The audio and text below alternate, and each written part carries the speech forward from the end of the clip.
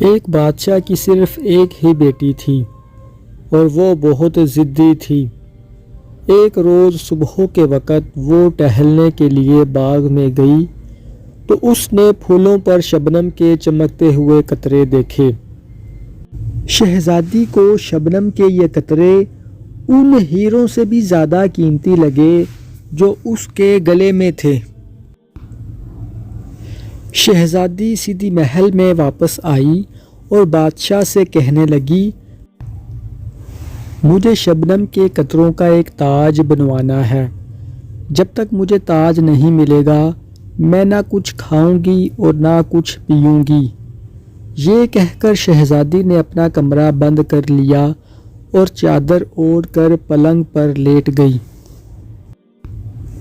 بادشاہ جانتا تھا کہ شبنم کے قطروں سے تاج نہیں بنوایا جا سکتا، پھر بھی اس نے شہزادی کی ضد پوری کرنے کے لیے شہر کے تمام سناروں کو بلوا لیا اور کہا کہ 3 دن کے اندر اندر شبنم کے قطروں کا تاج بنا دو ورنہ تمہارا سر جسم سے جدا کر دیا جائے گا۔ اب سنار اور معمار بیچارے حیران اور پریشان تھے کہ آخر شبنم کے قطروں کا تاج کس طرح بنایا جائے اور بادشاہ کی خدمت میں پیش کر کے اپنی جانیں بچائی جائیں۔ ان سناروں میں سے ایک بوڑھا سنار بہت عقل مند تھا۔ سوچتے سوچتے اس کے ذہن میں ایک ترکیب آئی۔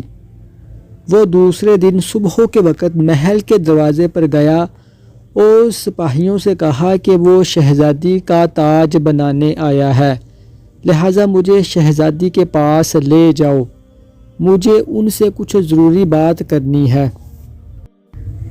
سپاہی اسے شہزادی کے پاس لے گئے۔ بوڑھے سنار نے بڑے ہی ادب کے ساتھ جھک کر شہزادی کو سلام پیش کیا اور بڑے ہی ادب کے ساتھ بولا، دراصل میں آپ کا شبنم کے قطروں کا تاج بنانے آیا ہوں، لیکن میری آپ سے ایک چھوٹی سی درخواست ہے۔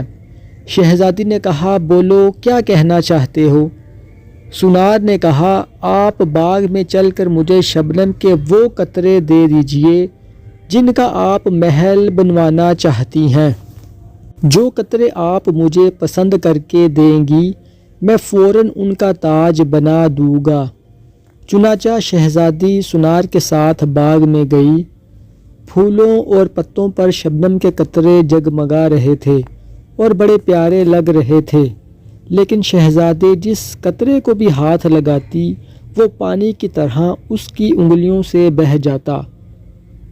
اب شہزادی حیرانگی کے ساتھ سنار کو دیکھ رہی تھی۔ تب شہزادی کو بھی یقین ہو گیا کہ شبنم کے قطروں کا تاج نہیں بنایا جا سکتا۔ شہزادی نے بوڑھے سنار سے معافی مانگی اور وعدہ کیا کہ وہ کبھی دوبارہ ایسی ضد نہیں کرے گی۔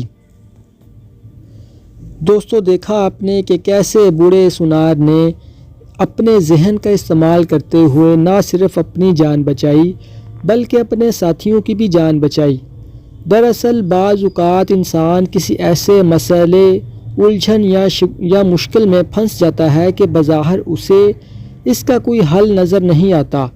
وہ یہ سمجھتا ہے کہ اب وہ بچ نہیں سکتا، لیکن اگر صرف تھوڑا سا غور و فکر کیا جائے، اپنی ذہنی صلاحیتوں کو استعمال کیا جائے اور سامنے والے بندے کی نفسیات کو پرکھا جائے تو ہمیں فوراً اس کا حل سمجھ میں آ جاتا ہے۔ شکریہ۔